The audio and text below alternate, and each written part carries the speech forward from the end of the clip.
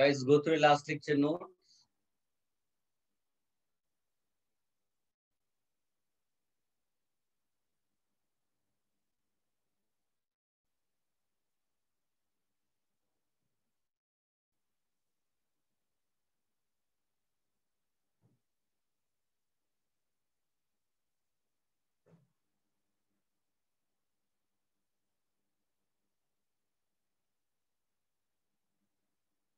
Sir Yes, बेटा. Sir substituted double bond का मतलब क्या होता सब्स्टिट्यूटेड डबल बॉन्ड का मतलब होता है जिसके चारों तरफ ज्यादा एल्काइल ग्रुप्स लगे हों, जैसे ये. तो इसको बोलते हैं टेट्रा सब्स्टिट्यूटेड.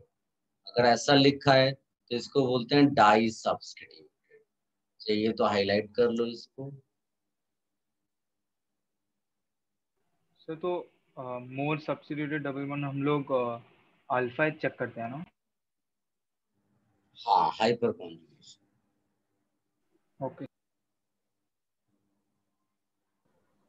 सर आपने कल वो स्टीरियो स्पेसिफिक वाला पॉइंट बताया था, तो हाँ सर बेटा. उसमें हमने वो डिहाइड्रोजनेशन वाला आपने एग्जांपल दिया था ना, उसमें मेसोफॉर्म ट्रांस दे रहा था, तो ये हमेशा होता है? हाँ. Okay sir.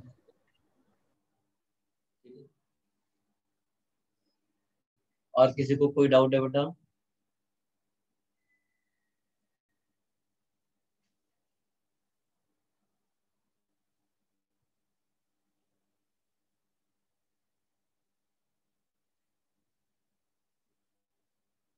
Any confusion? Sir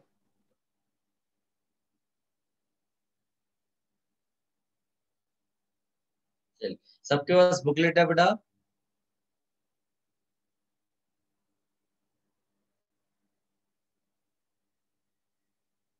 yes sir.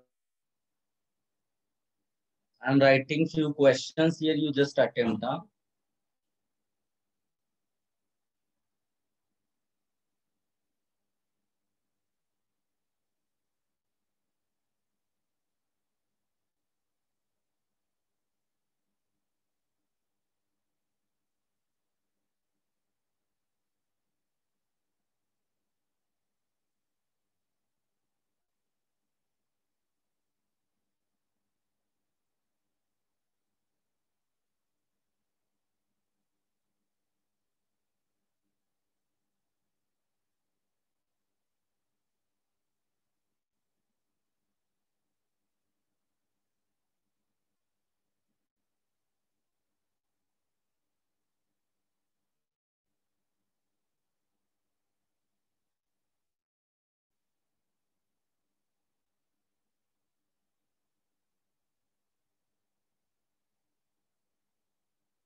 फटाफट अटेम्प्ट करिए बेटा.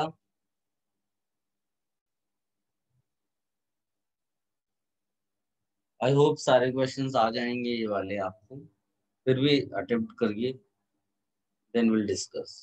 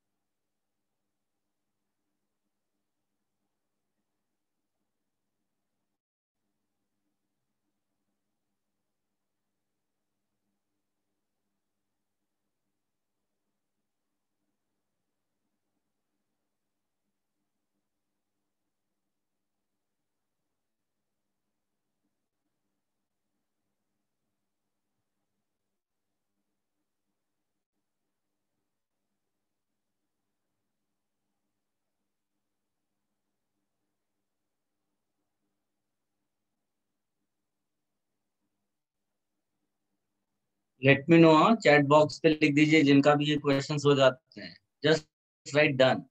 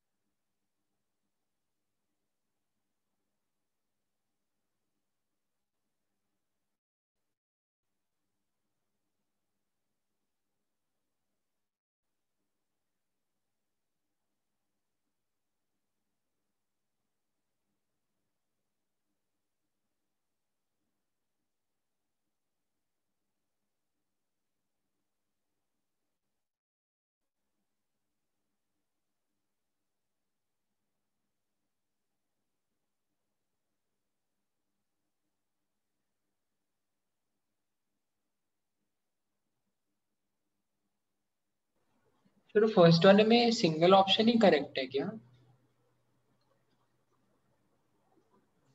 फर्स्ट वाले में मतलब इसमें जो मैंने क्वेश्चन 1 लिख के दिया हो। हाँ हाँ सर।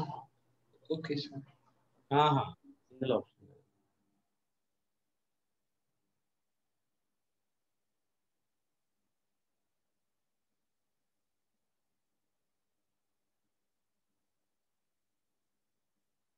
आप सब नोट्स रिफर कर सकते हो, बड़ा आंसर रिफर नहीं करो, आंसर मत चेक करना, नोट्स रिफर करिए।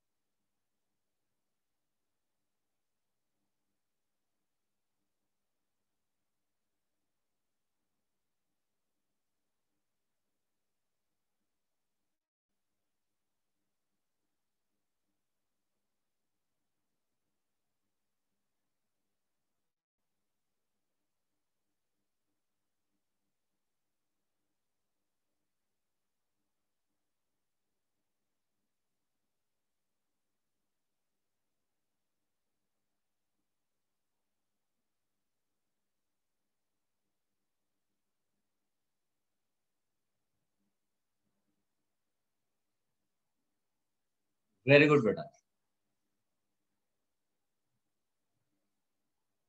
Those who have completed, they can write down. Huh?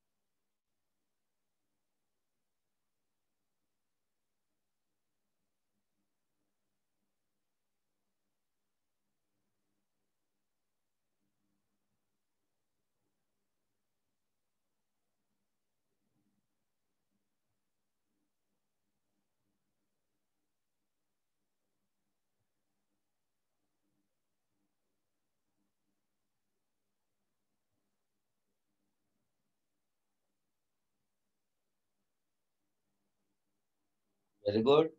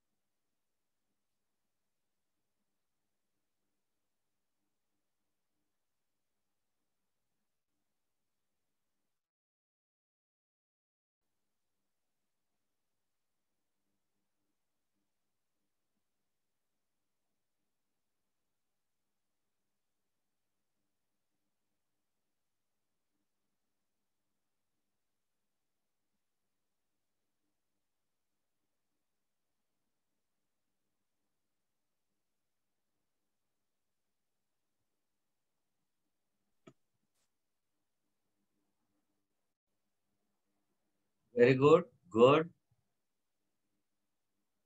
Good. Very good.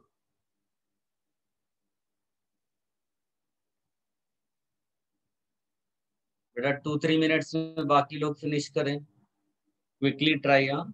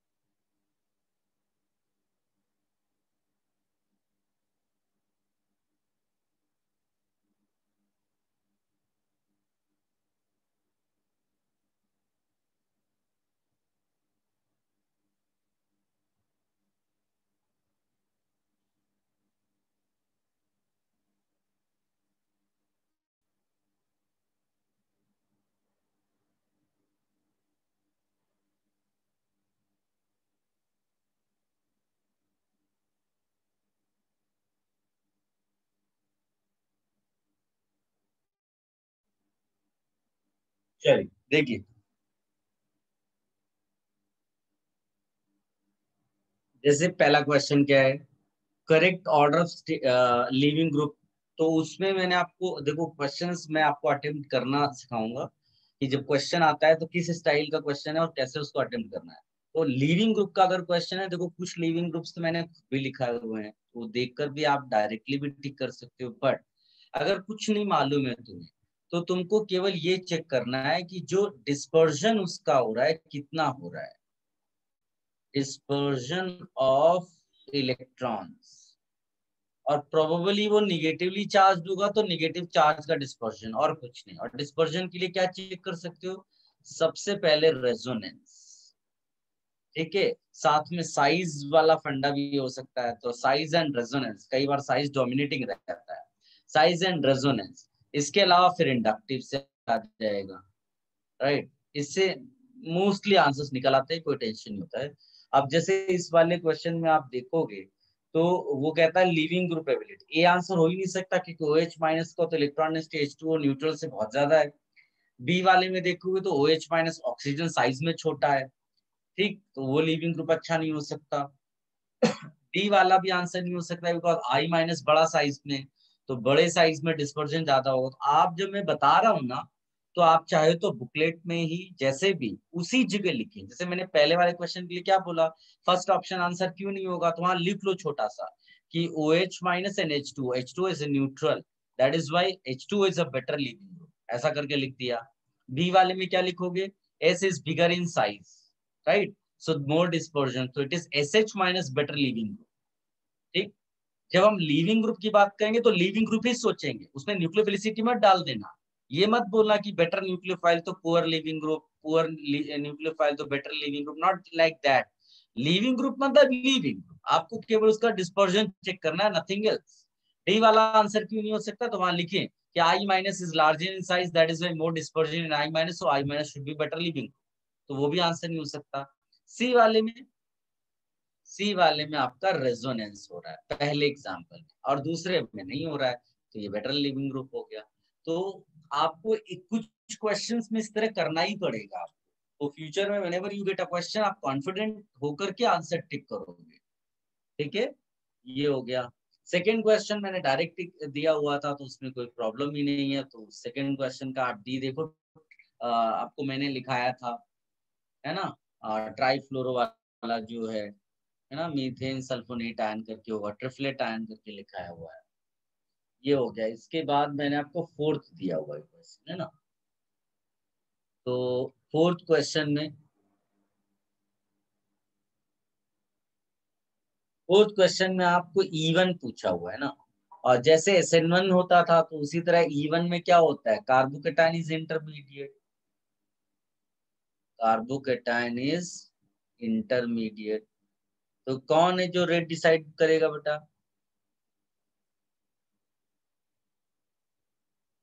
Stability of carbocation, मोर मतलब रेट मोर,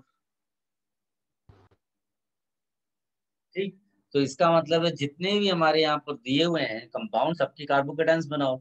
सबके कार्बोकेटाइंस जब तुम बनाओगे तो कौन कौन सा ऑप्शन है जिसमें आपको टर्शरी कार्बोकेटाइन मिल रहा है, सर ए और डी। ए और डी। इसका मतलब इन्हीं दो में से आंसर होगा। फिर जब ये पता चल गया कि दो दो आंसर्स में से कोई एक ही लेना है अपने को, तो फिर क्योंकि सबस्ट्रेट सेम हो गया, सबस्ट्रेट सेम हो गया, फिर डिफरेंस किस चीज का है, लिविंग ग्रुप। लिविंग ग्रुप बताइए, I माइनस ज्यादा अच्छा लिविंग ग्रुप है कि Br minus, I minus larger size more dispersion better leaving group. इसीलिए मैंने पहले क्वेश्चन तुम्हें कौन सा दिया, लिविंग ग्रुप एबिलिटी का। फिर ये वाला क्वेश्चन आपके सामने आया, तो क्लियर कट आपको पता चल रहा है कि इस तरह से आपका डी आंसर हो जाए। पूरा प्रॉपर लिखिए वहां पर, वो बुकलेट में ही लिखिए, छोटा छोटा करके लिखिए, लेकिन बुकलेट में ही वहीं पर लिखिए कि आपने क्या किया। सबसे पहले आपने चार ऑप्शंस में से दो एलिमिनेट कर दिए, क्योंकि वो आपको प्राइमरी वाला दे रहे थे। दो टर्शरी था तो दोनों आंसर हो सकते हैं एज पर कार्बोकेटाइन स्टेबिलिटी, दोनों में सेम कार्बोकेटाइन मिल रहा है। तो डिफरेंस किस चीज का है, लिविंग ग्रुप। यानी पहले आपको चेक करना है किसका कार्बोकेटाइन ज्यादा अच्छा है, फिर जाना है लिविंग ग्रुप पे। ऐसा नहीं होना चाहिए पहले लिविंग ग्रुप चेक कर लिया आपने। सर मुझे फर्स्ट वाले में डाउट है। बोलो बेटा। सर सी वाले ऑप्शन में सर डिस्पर्शन हो रहा है ना, तो सर वो पुअर बेस हो जाएगा। हाँ, तो पुअर बेस अच्छा लिविंग ग्रुप होता है। अच्छा sorry, yes sir, sorry sir. खुद ही पूछता है, खुद ही आंसर देता है, फिर खुद ही सॉरी बोल करके रह जाता है।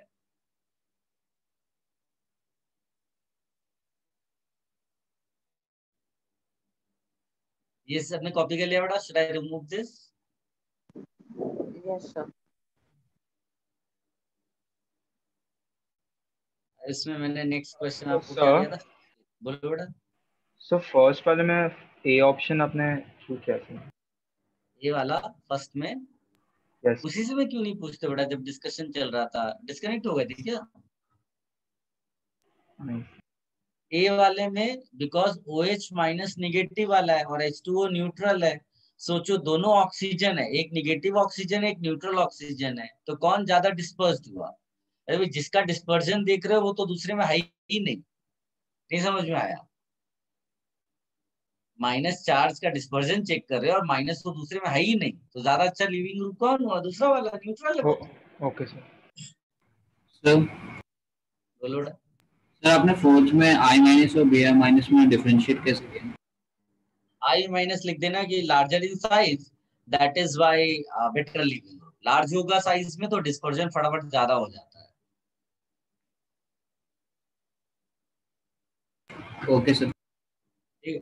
अगर मुझे जानते हो ऑर्डर भी लिखना होता तो मैं ये लिखता, डी ग्रेटर देन ए ग्रेटर देन सी ग्रेटर देन बी। क्या आप रियलाइज कर पा रहे हो ऑर्डर इन इस पर्टिकुलर फोर्थ क्वेश्चन के लिए? Yes sir.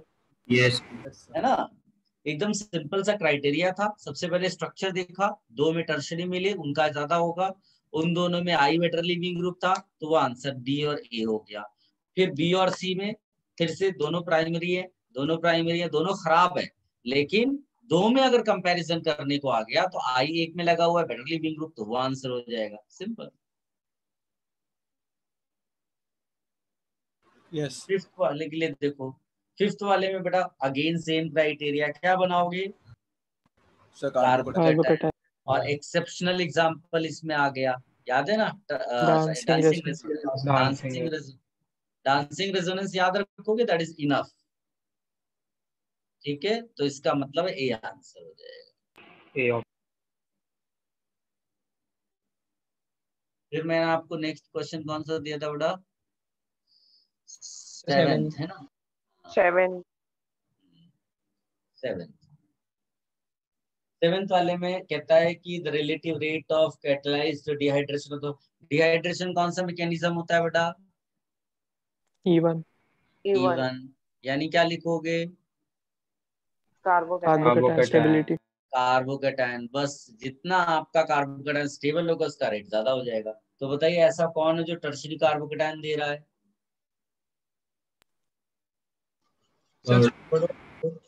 थर्ड वाला दे रहा है, यानी थर्ड सबसे ज्यादा होगा। ऐसा कोई है क्या जो प्राइमरी कार्बोकेटाइन दे रहा हो? सेकंड। सेकेंड और फोर्थ। लेकिन फोर्थ वाले में क्या है कि बल्कि ग्रुप पास में लगा है रिलीजिंग वाला, तो ज्यादा स्टेबलाइज कर रहा होगा, है ना? प्लस आई इफेक्ट उसकी तरफ से ज्यादा मिल रहा होगा। तो इसका मतलब है कि सबसे खराब वाला कौन सा हो जाएगा? सेकंड। है ना? उसके जस्ट पहले फोर, क्योंकि वो भी प्राइमरी है, और फिर उसके पहले फर्स्ट वाला क्योंकि वो सेकेंडरी है। तो इसको आप लिख भी सकते हो, ये टर्शरी है, ये सेकेंडरी है, ये दोनों प्राइमरी है, लेकिन इस वाले में क्या है? मोर प्लस आई। सर बोलो बेटा। सर 4 ग्रेटर देन 1 होना चाहिए ना सर? मोर क्योंकि ग्रेटर देन 1। हाँ सर, नहीं क्योंकि बेटा, सेकेंडरी है ना ये। सर वो फोर्थ वाले में हम 1,2 वो मिथाइल शिफ्ट कर सकते हैं ना? हाँ कर सकते हो, लेकिन ये बताओ अच्छा, कि मान लो तुम एडवांस्ड का पेपर में खूब मार्क्स लाते हो, लेकिन IIT में सिलेक्शन हो जाएगा क्या? नहीं सर, इक्वली बोर्ड्स में भी लाना पड़ता है। जो बोर्ड्स में तो ठीक है, वो तो ले आएगा, चलो वो भी मान लेते हैं। मेन एग्जाम क्वालिफाई करना है कि नहीं पहले? हाँ सर, हाँ सर। कोई बोलेगा नहीं नहीं मेरा एडवांस बहुत अच्छा है, तो एडवांस अच्छा है बेटा, पहले मेन तो क्वालिफाई करो। अगर पहले ही गड्ढे में गिर जाएगा तो वो अनस्टेबल अगर पहले ही मिल गया है, लेस स्टेबल पहले ही मिल गया, वो रेट डिसाइड करेगा, दूसरा स्टेप नहीं। Okay sir. तो रीअरेंजमेंट बाद में आएगा ना इसके? जबरदस्ती में क्यों यस और नो बोलूं, तुम समझ लो ना एक बार में। चलिए सर नेक्स्ट कौन सा क्वेश्चन दिया था बेटा? सर सेकंड और फोर्थ में कैसे डिफरेंशिएट किया? तो एक अभी लिखा तो है दोनों प्राइमरी है, और फोर्थ में पॉजिटिव इंडक्टिव इफेक्ट ज्यादा लग रहा है। पूरा इधर लिख भी दिया है सोल्यूशन के फॉर्म में, वही तो तुमको लिखना है अपने नोट्स में। एट्थ वाला क्या है, डिहाइड्रेशन है, इसका मतलब सबसे पहले क्या बनाओगे, कार्बोकेटाइन बनाओगे, और कार्बोकेटाइन जब बनेगा तो फिर रीअरेंज में जो इसमें रिंग एक्सपेंशन करोगे क्या बेटा? नो, नहीं, नो क्यों? सर। 6 मेंबर सबसे ज्यादा स्टेबल है। ऑलरेडी 6 मेंबर, तो यहाँ लिख देना आपको no rearrangement, why sorry no ring expansion, no ring expansion because already it is 6 member, ऐसा करके लिखो और आंसर।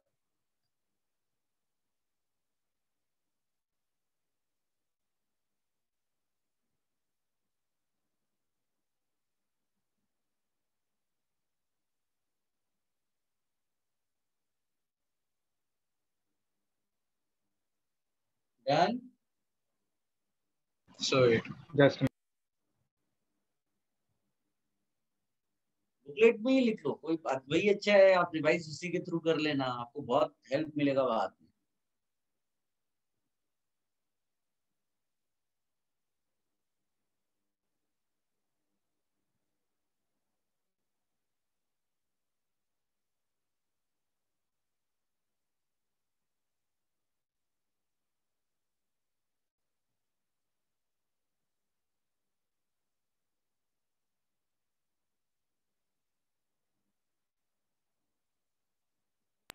सर तो सी ऑप्शन आंसर है। सी? सर बी बी होगा ना? सी कैसे तुमने बोला? Sorry sir B. चलो, सॉरी एक्सेप्टेड। सबको आ गया बेटा? किसी को कोई डाउट कंफ्यूजन? आगे बढ़े, नेक्स्ट पे जाएं, बोलो बेटा। चलो नेक्स्ट क्वेश्चन कौन सा दिया था? 9। 9। नाइन्थ वाले में फिर से वही कार्बोकेटाइन बनाना है, क्योंकि प्रोडक्ट की बात कर रहा है तो रीअरेंजमेंट वगैरह सब देखेंगे। अगर रेट बोलता तो केवल पहला कार्बोकेटाइन, तो इसमें रीअरेंज करा दो, सेकेंड्स में आपको पता चल जाएगा आंसर।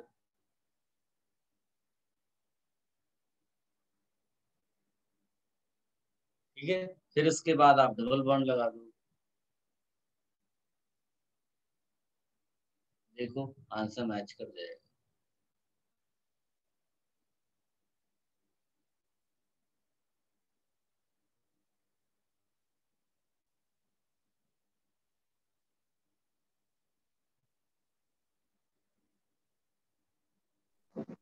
Sir C option. हाँ बेटा, सी ऑप्शन।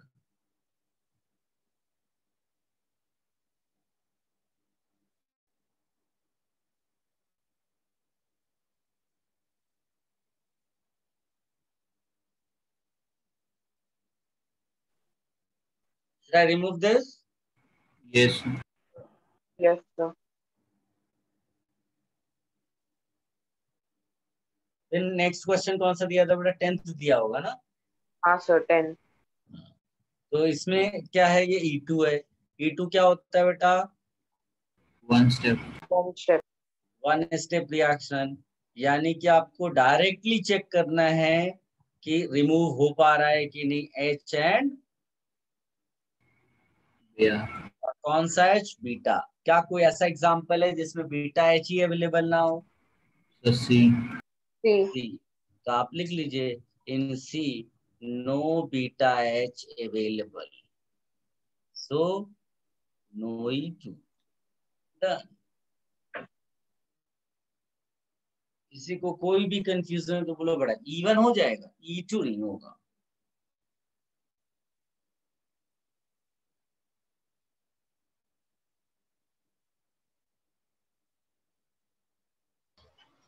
सर सी में बीटा एच कैसे नहीं है सर, है तो वहाँ।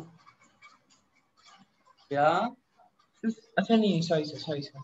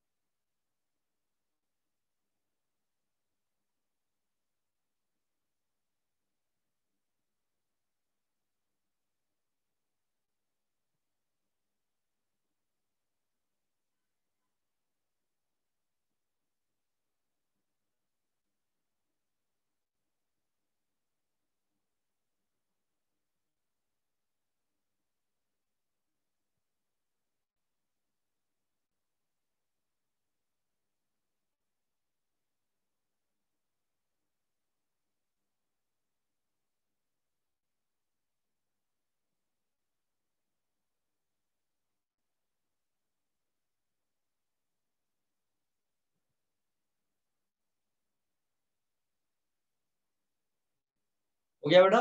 चलिए, अब नेक्स्ट कौन सा दिया था? 12। 12 वाला। 12th। 12 इसमें में तो कहता है डाउट कि है। In which of the following reaction region selectivity can not be observe. मैंने क्या बताया था आपको बेटा? E2 mechanism, E2 is regio selective. Regio selective का मतलब क्या होता है? वन प्रोडक्ट इज प्रिफर्ड, यही बोला था ना, ओवर अदर। और ये स्ट्रक्चरली डिफरेंट होते हैं, ये कोई सिस ट्रांस जैसा नहीं है, structurally different, like Saytzeff Hofmann. ठीक है, ये सब देखो थियोरेटिकल रिवीजन भी होता है इन सब चीजों से, इस तरह से करने से, और आपको प्रॉब्लम सॉल्व करने का स्टाइल भी पता चलता है। ठीक है ना, क्योंकि थियोरी बहुत सारा, आप बहुत सारी बुक्स में भी मिल जाएगा, बट उस तरह से फिर आप सॉल्विंग नहीं कर पाते।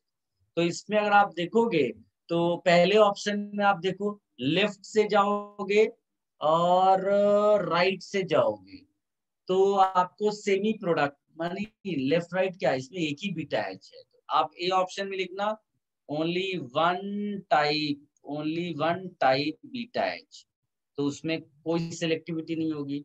बी ऑप्शन को देखो, उसमें भी only one type H, only one type पहले में नहीं, ओनली वन बीटा एच, झंझट का था, ओनली वन बीटा, इसमें क्या है, only one type beta H.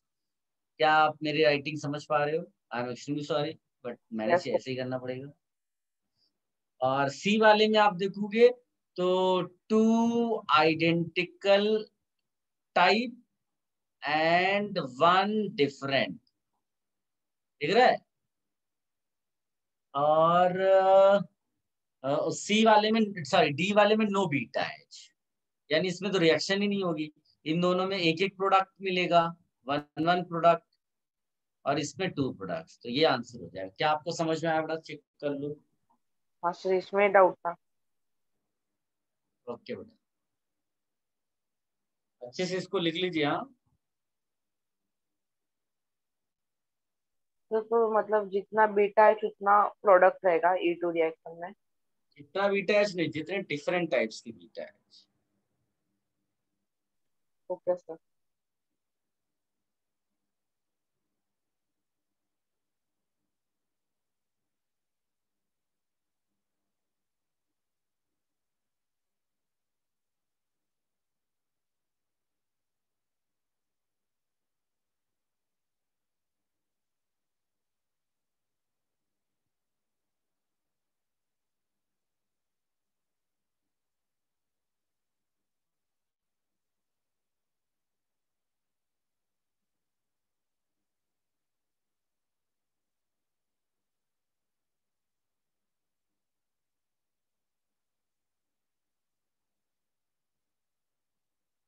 Done sir. Sir एक बार या फिफ्थ वाला वापस समझा दो ना। कौन सा बड़ा समझा दूं? फिफ्थ वाला। फिफ्थ वाला। फिफ्थ वाले में उसमें लिख लो बेटा कि even reaction takes place via carbocation, so write carbocation in all cases.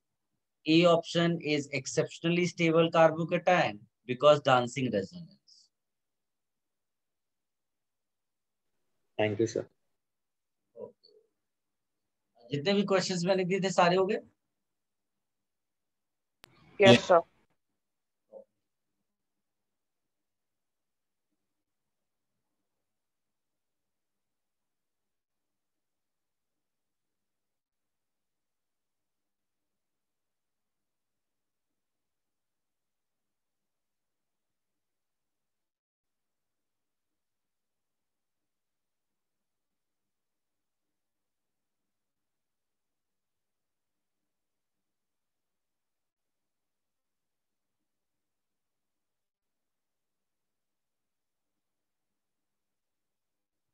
Attempt करिए।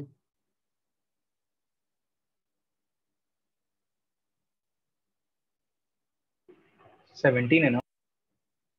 यस बेटा।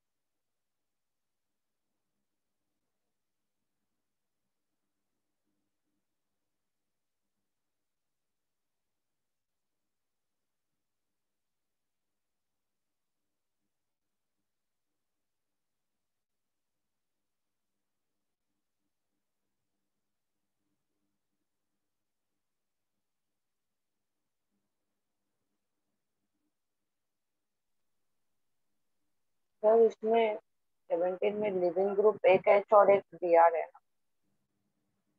Yes. तो वो एरो पे जो दिखा है ईटी ओ एन है, वो ईटी क्या है? इथाइल। इथाइल होता है।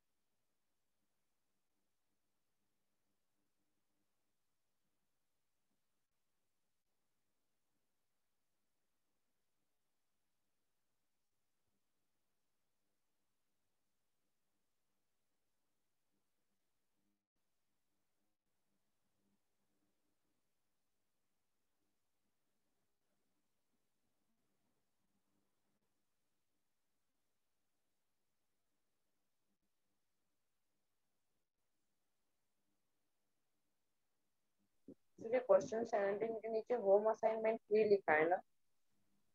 1 लिखा है बेटा। तो नहीं, उसके ऊपर सर होम असाइनमेंट 3 का दिया है ना, वो 1 2 5 6। हाँ हाँ।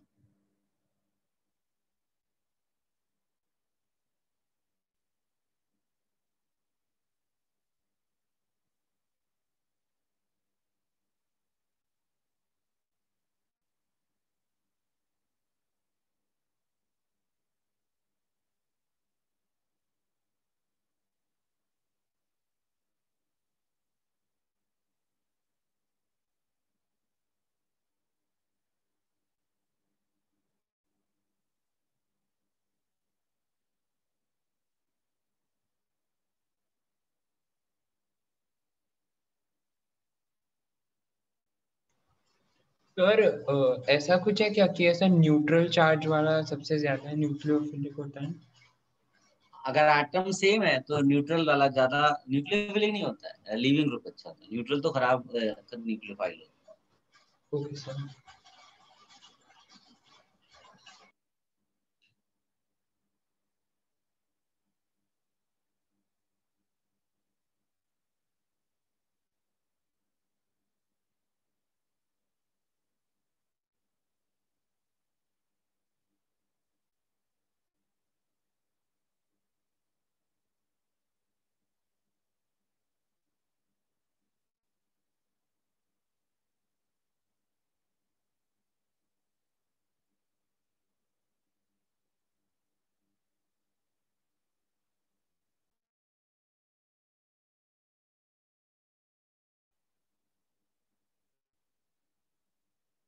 फटाफट लिख दीजिए अभी, जिसने भी कर लिया हो, just right done.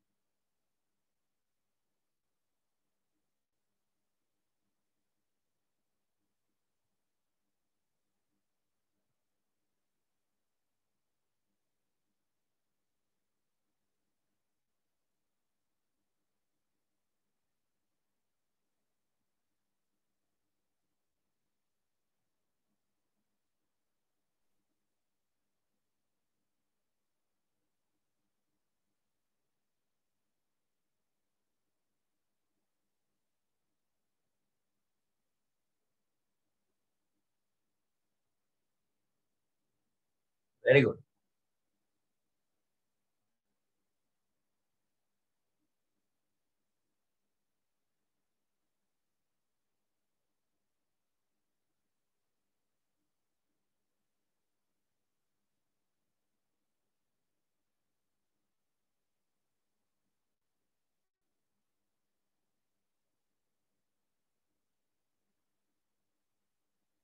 Good, very good.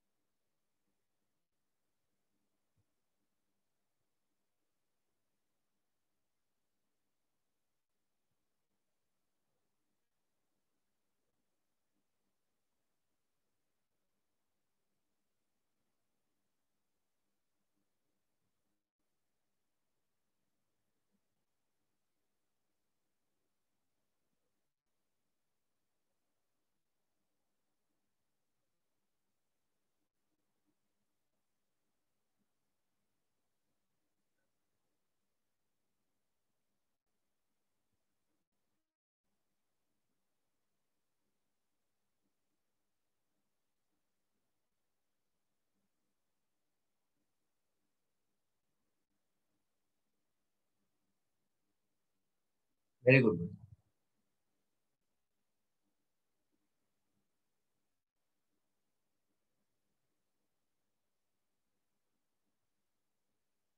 फटाफट अटेम्प्ट करिए।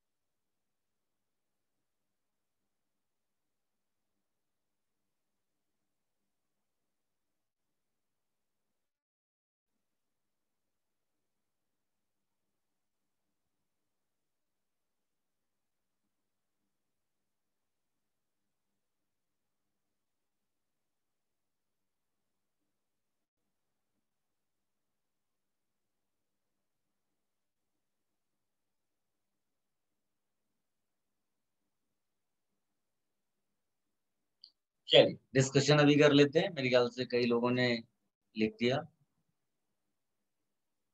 देखिए पहली चीज क्वेश्चन नंबर 1 देख लेते हैं HA1 का। इसमें सॉरी क्वेश्चन नंबर HA1 का क्वेश्चन नंबर 14। क्वेश्चन नंबर 14 में प्रोडक्ट उसने वैसे आपको ऑलरेडी दे दिया है, और लेकिन इसमें आपको अगर मैकेनिज्म बोलेगा तो सबसे पहले तो आप कार्बोकेटायन बनाओगे लाइक दिस, ठीक। फिर इसमें आप देखोगे कि ये जो रिंग है ना विच इज 5 मेंबर, उसके बाहर आपको चार्ज दिख रहा है, इसका मतलब ये रिंग एक्सपेंशन वाला केस है, ठीक है। और जैसे ही आप रिंग एक्सपैंड कराओगे, मतलब ये आप उसमें मेरे ख्याल से उसने कुछ बॉन्ड्स के बारे में बात की है ना, तो हाईलाइट किया उसने, यहाँ पर है पी लिखा हुआ है, यहाँ पर इस बॉन्ड को उसने क्यू बोला है, सॉरी एस बोला है, देन इस बॉन्ड को उसने क्यू बोला है, क्यू, और इसको आर बोला है, तो ऑफ कोर्स क्यू वाला माइग्रेट करेगा, है ना। तो मेरे ख्याल से ये तो तुरंत ही आपको मिल जाएगा बी ऑप्शन। किसी को कोई डाउट है बेटा इसमें? No sir. देन ये तो HA1 का, आप इसको वहीं पर लिख लीजिएगा जहां पर आपका बुकलेट में है क्वेश्चन। सब्जेक्टिव में मैंने आपको दिया था क्वेश्चन नंबर 1 एंड 2 दोनों। इसमें ये तो एक्चुअली में आपको सीधे सीधे मैंने अपनी जो नोट्स हैं उसमें से आपको दे दिया। फर्स्ट वाला सबसे ज्यादा होगा, ट्रिपलेट आयन वाला केस हो गया, फिर दूसरा वाला है ये OTS वाला हो गया। देन जो बाकी दो बच गए उनमें बेटर रेजोनेंस किसमें हो रहा है, तो मैंने आपको GOC से लगातार बताया है कि ये जो एग्जांपल है ना, इसमें हम क्या लिखते हैं कि even though two resonating structures but both are identical, या आइडेंटिकल के बदले अच्छा वर्ड क्या था, इक्विवेलेंट। Equivalent, equivalent. और साथ में एक और चीज है, not only equivalent, negative remains on electronegative oxygen. Yes. जबकि ये वाला जो एग्जांपल है इसमें नेगेटिव चार्ज कहाँ मूव करता है, moves from oxygen to carbon, तो ये लेस स्टेबलाइज्ड है, इसीलिए ज्यादा स्टेबल वाला ज्यादा अच्छा हो जाएगा। तो 4 और 3 आ गया। किसी को कोई डाउट है बेटा इसमें? आपको नो। सीधे एग्जाम में मिल सकता है क्वेश्चन, इसको कॉपी तो कर लो पहले। 1 2 से ज्यादा क्यों है? 1 2 से ज्यादा क्यों बेटा, CF3 है ना, electron highly electron withdrawing group CF3। Yes sir yes.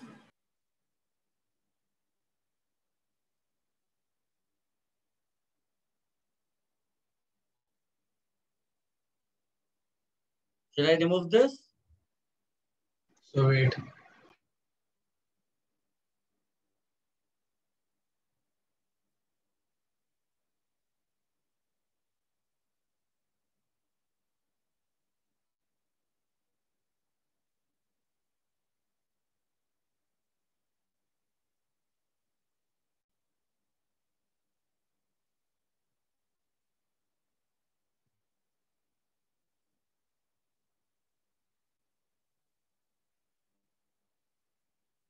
Sir आपने फोर्थ वाले के लिए क्या बताया?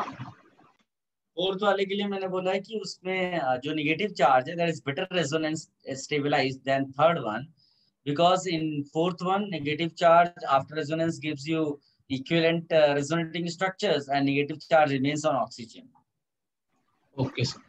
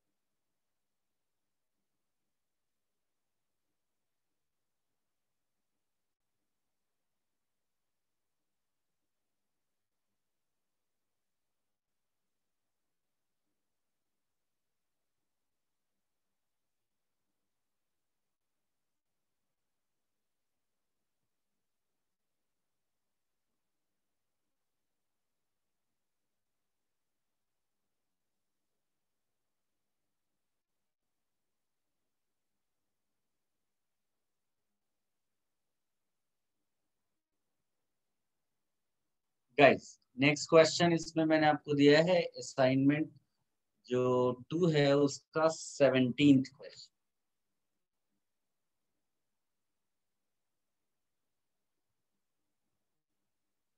देखिए ये क्वेश्चन जो है ये एग्जैक्टली मैंने जो आपको मेरे ख्याल से कल ही इस तरह के क्वेश्चंस कराए थे जिसमें बोला था कि आपको एंटी एलिमिनेशन कंसीडर करना है।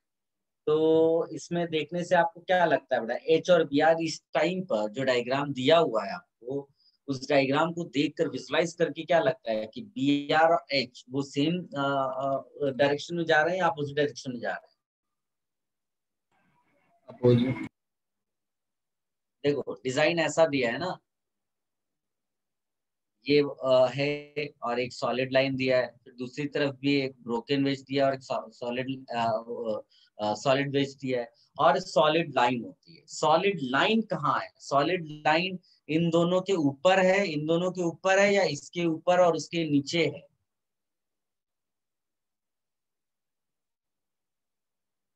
क्या लगता है?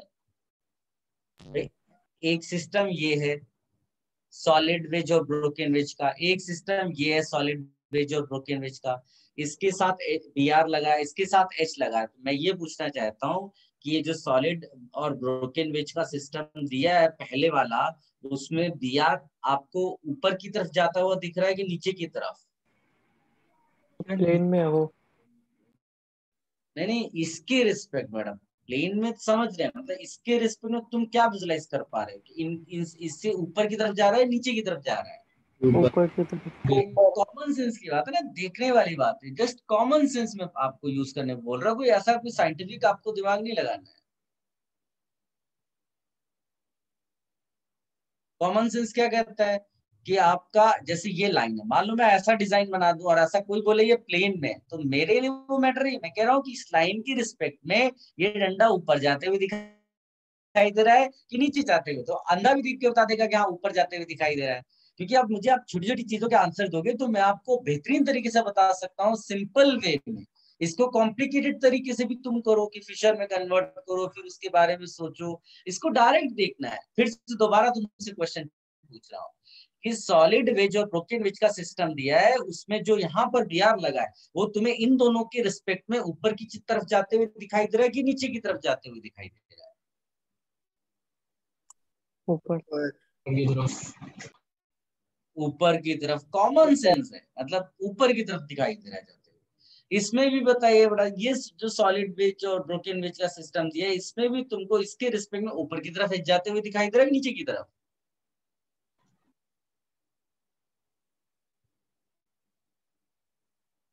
बोलो। ऊपर। ऊपर ही। ऊपर की तरफ है। तो देखिए कितने सिंपल तरीके से हम समझ गए कि यहाँ पर बी आर एच जो है वो एंटी पोजीशन पे नहीं है, और एंटी पोजीशन पे होता है तभी वो एलिमिनेशन कराएंगे, तो उसको घुमा देंगे, सेकेंड्स में आपको आंसर आ जाएगा। फिर आप इसका प्रोडक्ट लिख दो। प्रोडक्ट में क्या लिख दोगे? डबल बॉन्ड बनाओगे, इधर CH3 और H जा रहा है तो उसको पलट के दिखाना है, तो उधर CH2 CH3 कर दो, इधर आप CH3 कर दो, सेकेंड्स में आंसर आ गया आपका। बताइए क्या प्रॉब्लम है? क्या सबको क्लियर है? Yes sir. ये इस तरह आपको स्टाइल सीखनी पड़ेंगी। ऐसा आप अगर, क्योंकि कई बार क्या होता है कि आपको लगेगा कि एच और बी आर, तो क्योंकि कोई बच्चा ये बोलेगा कि ऐसा जा रहा मतलब अपोजिट है, उसकी बात ही नहीं थी। वो तो हम इन ग्रुप्स के रिस्पेक्ट में पूछ रहे हैं, तो वो ऊपर की तरफ ही है, इसका मतलब वो सिन हो गई पोजीशन।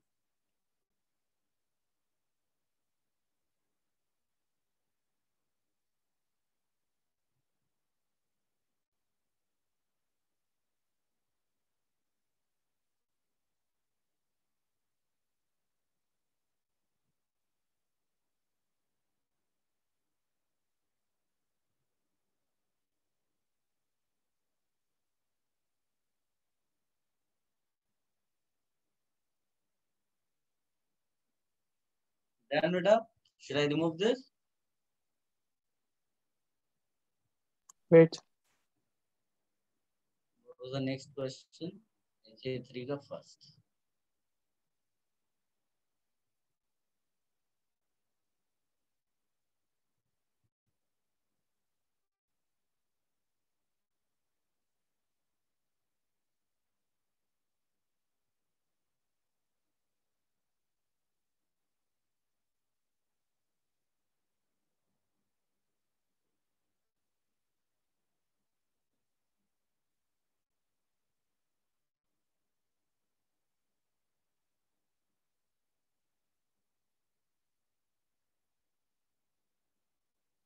ठीक है,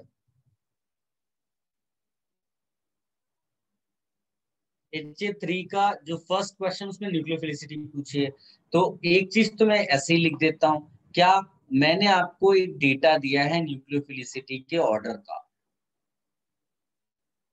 उसको आप चेक करो, सीधे आंसर आएगा I minus greater than BR minus greater than CL minus greater than H2। ठीक है, और थोड़ा कॉमन सेंस भी कर लो कि भाई पहली चीज तो जो न्यूक्लियोफाइल्स होते हैं उनमें अगर आप देखोगे तो निगेटिव वाला होगा तो पहले लिखेंगे और न्यूट्रल वाला बाद में। न्यूट्रल तो वीक ही होता है तो वैसे ही पीछे चला गया। और जब कुछ नहीं दिया होता है ना तो आप मानकर चलते हैं पोलर प्रोटिक सॉल्वेंट, याद रखना प्रोटिक सॉल्वेंट, तो आप प्रोटिक सॉल्वेंट वाला ही ऑर्डर लिखोगे। ठीक है, अगर कहीं कार्बन पे माइनस चार्ज आ जाए ना तो वो बहुत अच्छा न्यूक्लियोफाइल होता है, ये माइंड में रखना है। कार्बन पे अगर निगेटिव चार्ज आ गया तो बहुत अच्छा न्यूक्लियोफाइल होता है वो।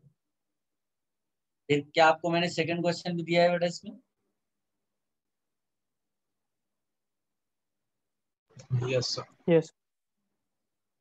सेकंड में इसमें देखो मैंने आपको कुछ ट्रिक्स लिखाई थी, वो नोट्स में आप चेक कर लो। उसमें मैंने क्या लिखाया था, एक जगह लिखाया था कि if nucleophilic atom is same then just check basic strength और वही आंसर हो जाएगा, nucleophilic strength order, order for nucleophile वही होगा। तो इसमें सबसे अच्छा बेसिक कौन होगा? थर्ड। क्यों? क्योंकि जो OCH3 है वो इलेक्ट्रॉन रिलीज करती है वाया रेजोनेंस, O माइनस जो ऊपर है उसका माइनस चार्ज का डेंसिटी बढ़ जाएगा। और सबसे खराब कौन होगा? 4। क्यों? 4 में NO2 विड्रॉइंग ग्रुप लगा हुआ है, विड्रॉइंग ग्रुप क्या करेगा? इलेक्ट्रॉन विड्रॉ कर लेगा, तो इसकी वजह से क्या होगा? माइनस चार्ज कम हो जाएगा। फिर CH3 एक में लगा और एक में कुछ नहीं लगा है, तो कॉमन सेंस कहता है CH3 भी इलेक्ट्रॉन रिलीजिंग है बट हाइपर कॉन्जुगेशन से है। ये आप कॉपी कर लो।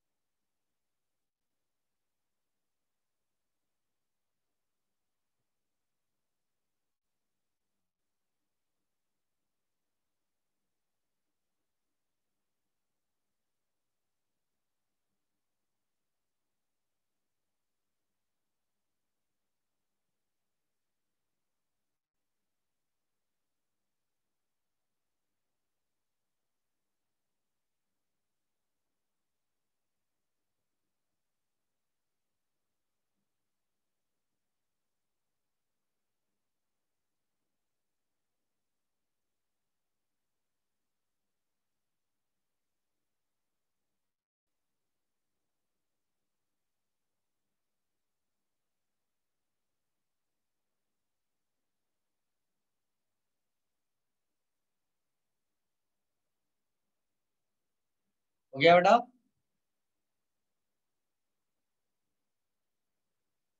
Then what is the next question?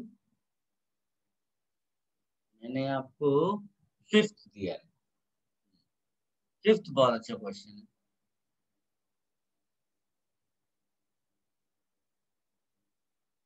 देखिए फिफ्थ क्वेश्चन में कहता है which SN1 reaction of each pair would you expect to take place more rapidly. जैसे ए वाला आप देखो, ए वाले में Me3CCl है और एक में Me3CBr है। भाई एक में, इसमें भी H2O H2O, तो ये nucleophile will not decide answer.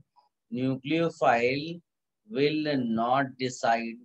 कौन डिसाइड करेगा इसमें बताइए? दोनों में टर्शरी है, बोथ टर्शरी। डिफरेंस किस चीज का है? तो leaving group. Lg। Leaving group. तो leaving group will decide answer. किसका लीविंग ग्रुप अच्छा है? समझ गया ना बेटा सब बच्चे? बी वाले में देखो, बी वाले में सबसे पहली चीज कि दोनों में सबस्ट्रेट सेम है, एग्जैक्टली सेम है सबस्ट्रेट, दोनों में सबस्ट्रेट सेम है, सबस्ट्रेट सेम है, इवन लीविंग ग्रुप। ठीक, डिफरेंस किस चीज का है? एक में H2O है, एक में CH3OH। Which one is more polar?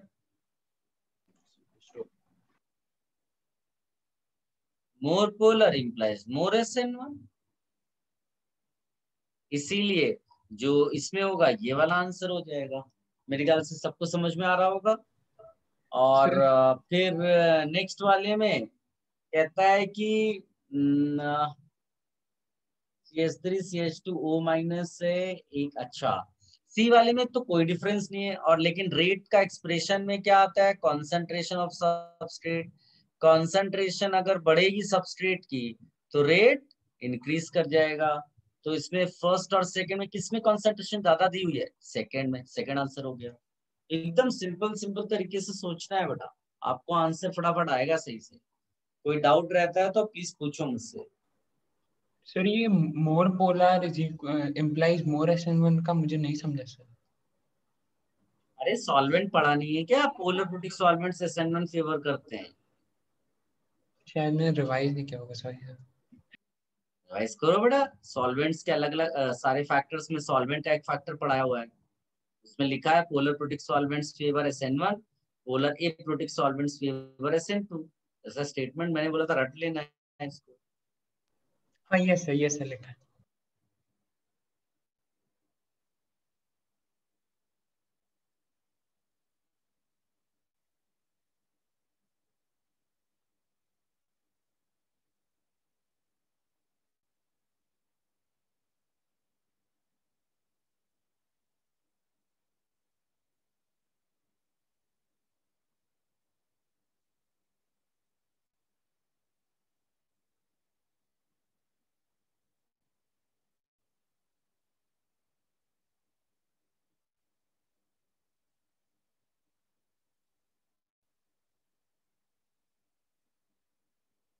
Copy कर लिया बेटा?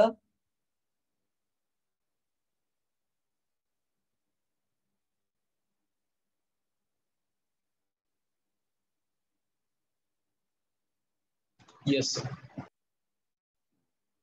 What is the next question? Which question I gave? 6। Six question में कहता है मान लीजिए एक एल्काइल हैलाइड है और उसमें तुमने AgNO3 रखा हुआ है, तो वो हेल्प कैसे करता है? मान लीजिए कि H2O के साथ रिएक्शन है लेकिन AgNO3 डालने से हेल्प कैसी होती है? तो Ag+ जो होता है वो Cl- को एब्स्ट्रैक्ट करता है, AgCl प्रेसिपिटेट बना देता है। तो अगर आप केमिकल इक्विलिब्रियम के पॉइंट ऑफ व्यू से भी सोच लेंगे तो लेस शटेलियर प्रिंसिपल क्या बोलता है कि अगर प्रोडक्ट में कोई जो है प्रेसिपिटेट बन जाता है तो वो सेटल डाउन कर जाता है, और जब सेटल डाउन कर जाएगा तो that will not take part in process, यानी रिवर्स रिएक्शन होने के चांसेस खत्म हो जाते हैं। इसीलिए आपका AgNO3 यहाँ पर हेल्प कर रहा है। क्या बड़ा समझ में आया आपको? Yes sir. भाई जब ये RCl + H2O तुमने किया, तुमने यहाँ पर ROH + Cl- बनाया। अब ये Cl- थोड़ा बहुत भी अगर अटैक कर गया तो हल्का फुल्का भी वो बैकवर्ड पॉसिबल है। तो इसको खत्म करने के लिए तुमने क्या किया? इसमें AgNO3 डाल दिया। AgNO3 के Ag+ ने Cl- के साथ प्रेसिपिटेट बना दिया और ये सेटल हो गया। सेटल हो गया तो will not take part in process, backward direction नहीं होगा। आई होप सबको समझ में आया होगा।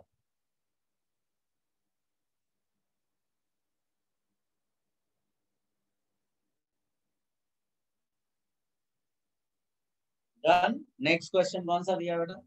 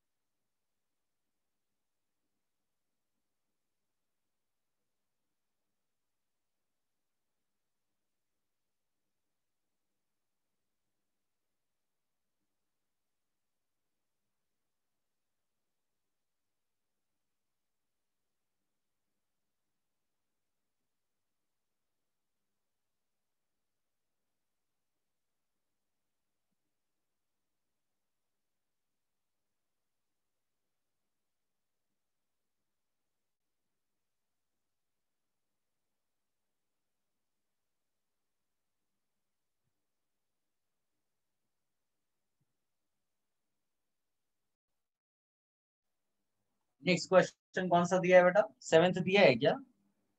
Yes sir.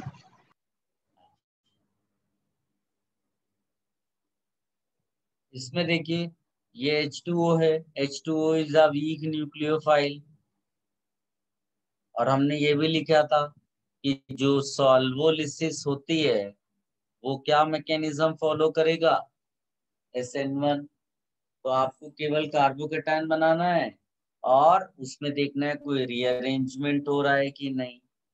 जैसे इसमें ये सबसे पहले हटा दो, राइट अ कार्बोकेटायन।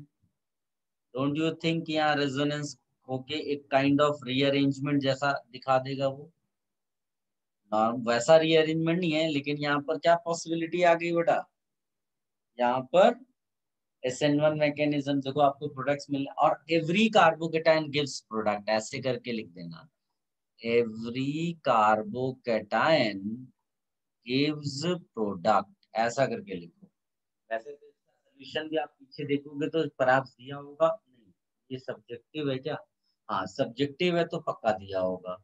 आप फिर भी कॉपी कर लो और ये लिख दो, every carbocation gives product although major product is obtained from where? Major product is obtained by the most stable जो कार्बोकेटायन होगा। ऐसे करके आप लिखिए।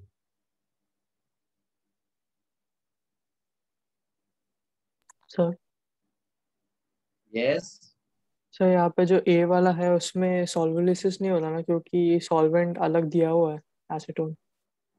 नहीं नहीं, वो एसीटोन लिखा रहता है, उसको इग्नोर कर सकते हो।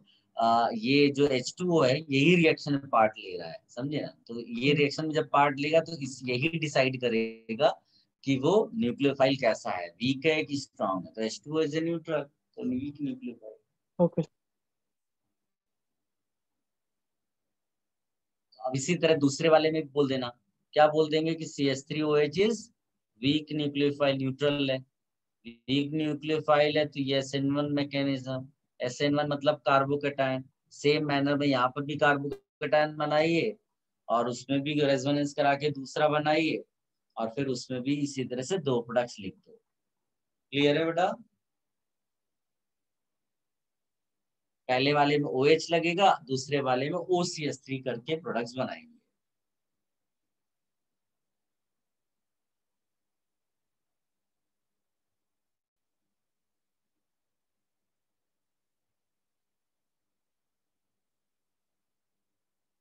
नेक्स्ट कौन सा क्वेश्चन दिया है बेटा मैंने?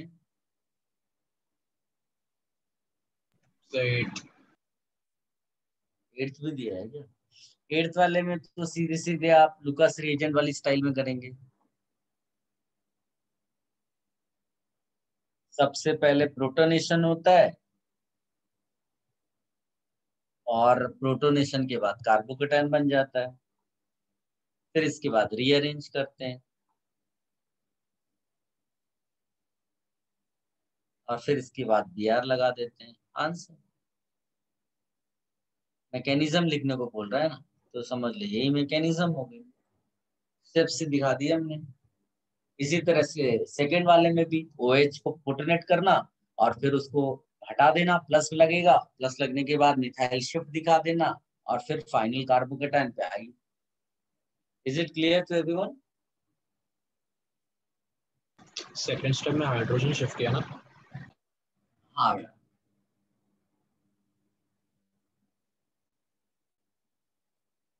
सर इस केस में इवन कैसे डिसाइड किया? क्या कैसे डिसाइड किया? Even mechanism. नहीं है बेटा, SN1 है। हाँ SN1। HBr प्रोटोनेट करोगे तो उसका कार्बन आयन बनेगा।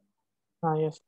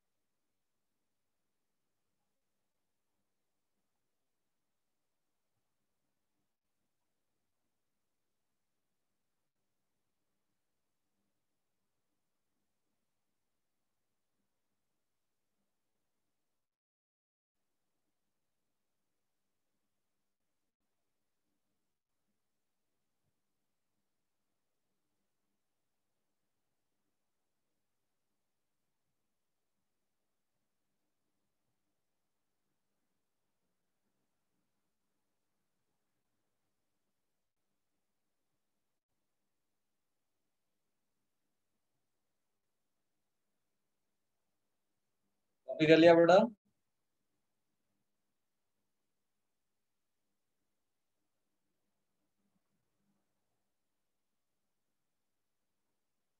Yes sir rate determining step कैसे डिसाइड होगा? जो कार्बोकेटायन बनेगा, पहला कार्बोकेटायन। ठीक है बेटा? Yes sir. नेक्स्ट कौन सा क्वेश्चन दिया था?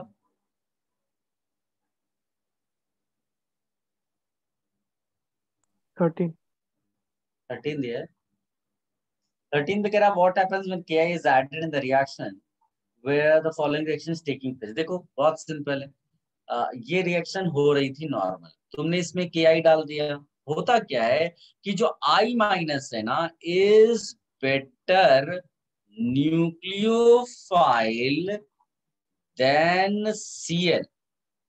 तो ये क्या करता है, इसको रिमूव करने में हेल्प करता है। तो आपका CH3I मिल गया।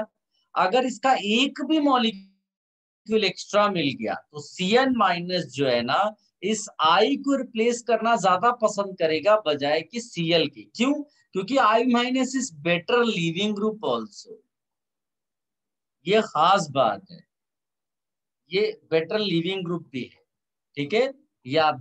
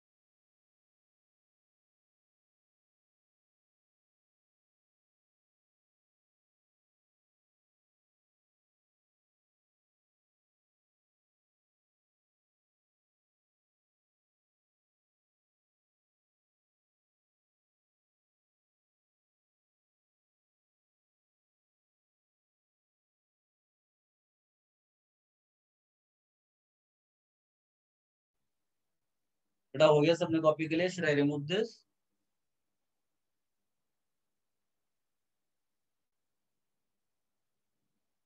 Yes sir. नेक्स्ट क्वेश्चन क्या दिया था बेटा? 14th 14 में कहता ammonolysis of alkyl halide. What is that? मान लीजिए कि मैंने CH3Cl लिखा और इसका रिएक्शन मैंने करा दिया NH3 के साथ, दैट इज अमोनोलिसिस। तो क्या होगा, ये आएगा ऐसा, CH3NH3 प्लस आ जाएगा। Nitrogen says I can not hold plus, तो इसलिए H प्लस निकाल दो इसमें से, तो your product will be CH3NH2. But what happens? CH3NH2 and nitrogen is also having lone pairs. Again, it becomes a nucleophile. So, it will attack another molecule of alkyl halide. Alkyl halide, another molecule of alkyl halide का मतलब है यहाँ पर आप फिर से CH3Cl डाल दो तो आपको इस बार मिल जाएगा CH3 होल ट्वाइस NH। फिर क्या है, फिर देखो इसके पास लोन पे है, can you see?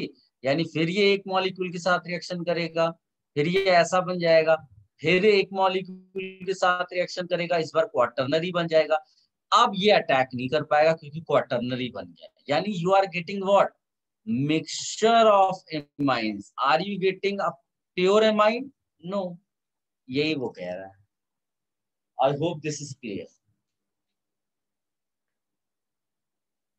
Sir last product क्या लिखा है? क्वाटरनरी amine बेटा, CH3 whole 4 N plus.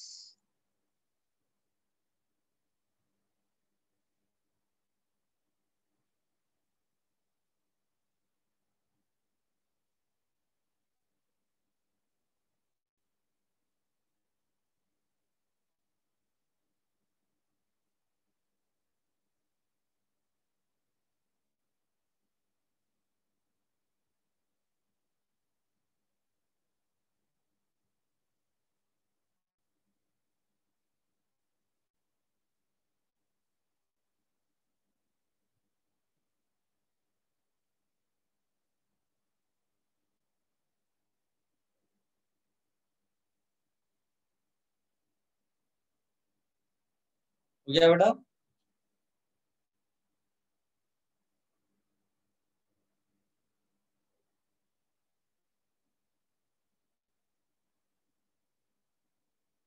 अपने नोट्स में आप एक हेडिंग डालिएगा, ROR या ROR डैश, इसको बोलते हैं ether, ether cleavage by HI 1 mole. ठीक है, ऐसे बहुत सारे तुमको क्वेश्चंस इसमें भी मिलेंगे। अगर आप नजर डालो तो क्वेश्चन नंबर 19 देखो, उस पर बेस्ड है क्वेश्चन नंबर 19। इस तरह के और भी आगे क्वेश्चंस होंगे, बट मुझे यहाँ पर 19 क्वेश्चन दिख रहा है उस तरह का। तो इसमें कैसा रहता है कि ये ईथर है, राइट? जब इसमें HI आप डालोगे तो एग्जैक्टली जैसे एल्कोहल में हम करते थे ना, यहाँ पर भी होगा। तो HI will protonate, HI will protonate किसको? इसको। और जब प्रोटोनेशन होगा RO, तो यहाँ पर एक आएगा और ये प्लस हो जाएगा। आई होप आप समझ पा रहे होंगे। फिर इसमें I माइनस अटैक करेगा। अब I माइनस अटैक जब करेगा तो या तो I माइनस R के साथ जाएगा, यानी R डैश I बनेगा और साथ में ROH बन जाएगा, या फिर बनेगा RI और साथ में बनेगा R डैश OH। यहाँ क्वेश्चन आता है, how to decide which alkyl will get I minus. क्या आप मेरा पॉइंट समझ पाए बेटा? ये यस सर। तो पहले इसको अच्छे से लिख लो, ये हेडिंग डालिएगा ROR डैश यानी ईथर क्लीवेज, इसका मैकेनिज्म बता रहा हूं आपको, ये थियरी वाला पार्ट है। हाँ,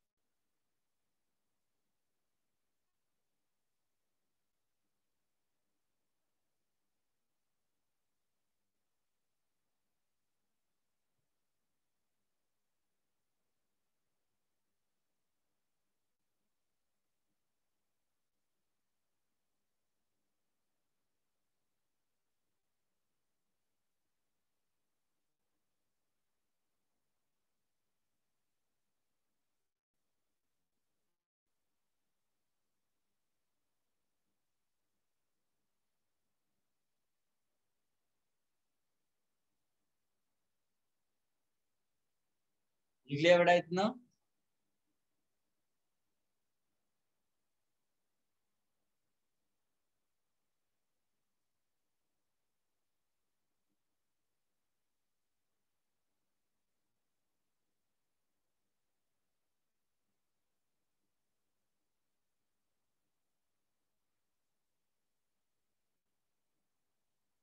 इसमें एक नोट लिखिएगा,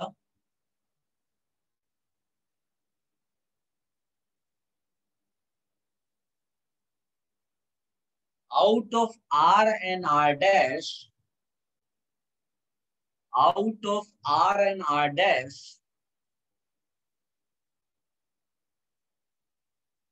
the alkyl which is tertiary, the alkyl which is tertiary gets I minus. The alkyl which is tertiary gets I minus. And the reaction proceeds with carbocation mechanism. Reaction proceeds with carbocation mechanism, SN1 type. ऐसा करके लिखो।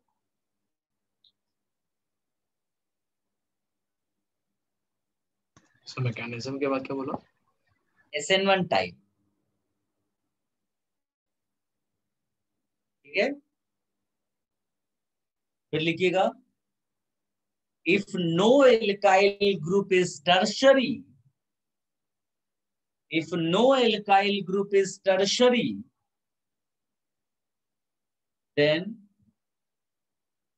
if no alkyl group is tertiary, then smaller alkyl group gets I,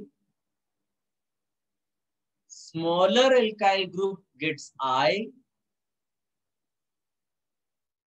and the reaction takes place via SN2 mechanism. Reaction takes place via SN2 mechanism.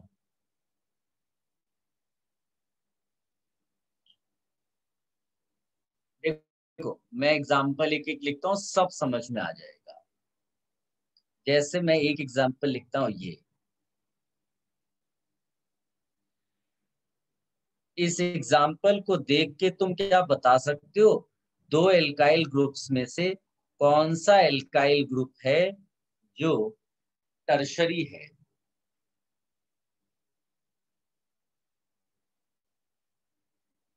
ठीक, तो इसमें क्या होगा, जब protonation होगा इसका ऐसा, तो प्रोटोनेशन में ये वाला हिस्सा टूट जाएगा और कार्बोकेटायन बनेगा आपका, और कार्बोकेटायन किस तरफ बनेगा, इधर, और वो वाला हिस्सा जो है वो एल्कोहल बन के सेपरेट हो गया, और जब कार्बोकेटायन बना उसी पे I माइनस ने अटैक किया, इसीलिए आपको ये प्रोडक्ट मिला।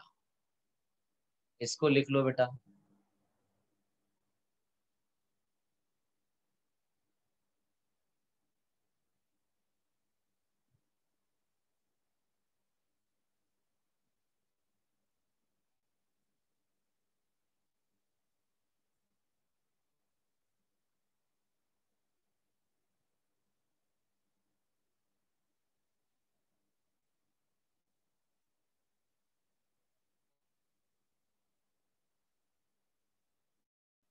Have you copied this example? Sorry.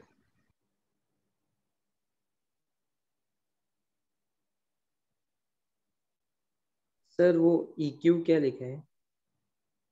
One equivalent मतलब एक मोल है, एक उसके लिए रिएक्टेंट के लिए एक एच चाहिए, उसको वन इक्विवेलेंट बोलते हैं।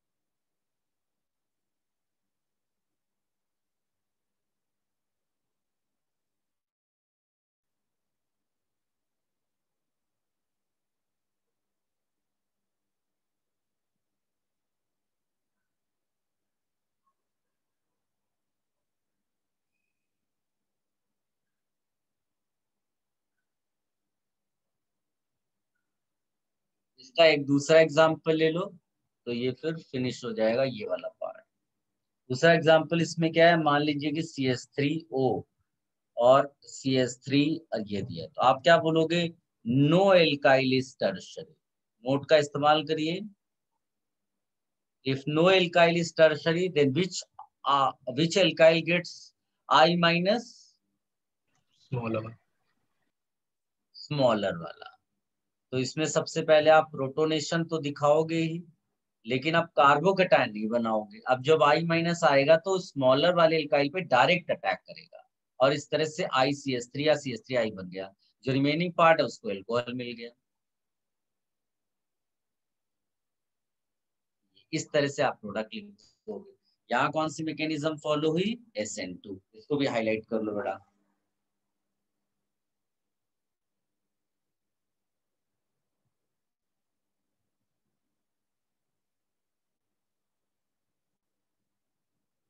इसमें केवल एक चीज याद रखनी है कि अगर कभी भी मान लीजिए ऐसा हो जाए कि मतलब जैसे यहाँ पर एक ऐसा लग गया, यहाँ पर मान लीजिए मैंने ऐसा लगा दिया, तो ये जो होता है ना, ये पार्शियल डबल बॉन्ड हो जाता है।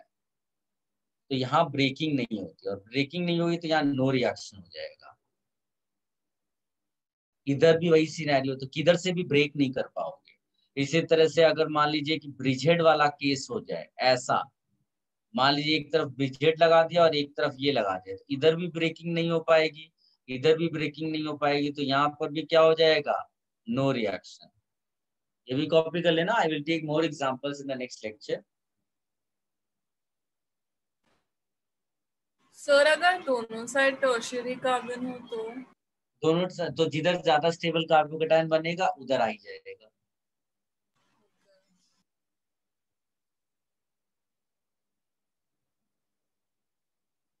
तो जब टर्शरी होगा तभी SN1 फॉलो होगा ना, बाकी हर केस में SN2। हाँ, टर्शरी होगा तो SN1 हो जाएगा।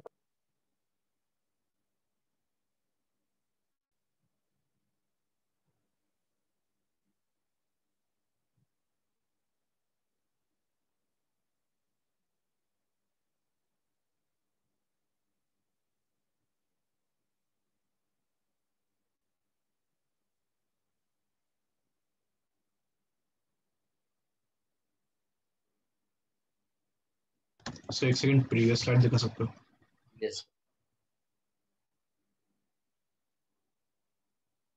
Those who have copied, they can leave.